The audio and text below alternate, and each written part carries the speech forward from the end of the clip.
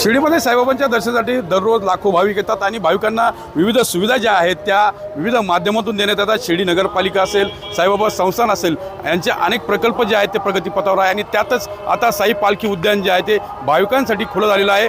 आपण बघू शकता या साई पालखी उद्यानामध्ये 60 फुटांची भव्य अशी साईबाबांची मूर्ती उभारण्यात आलेली आहे। कमळाचं शिल्प साकारण्यात आलं आणि या मूर्तीच्या अवतीभोवती जे शिल्प बघतायत ते साईबाबांच्या जीवनावर आधारित असे शिल्प आहेत आणि हे भाविकांच्या आकर्षणाचं केंद्र ठरत आहे।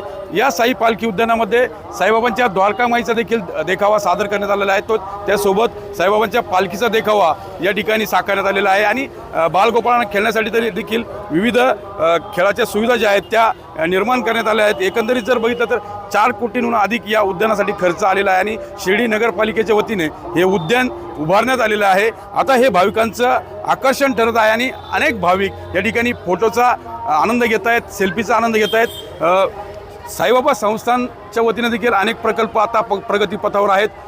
शिर्डीमध्ये भाविक आल्यानंतर ते थांबावेत अशी मागणी जी आहे ती सातत्यानं ग्रामस्थांची आणि व्यावसायिकांची होती आणि त्या अनुषंगाने आता विविध प्रकल्प जे आहेत ते मार्गी लागताना दिसत आहेत। मनोज गाडेकर, TV9 मराठी, शिर्डी, अहमदनगर।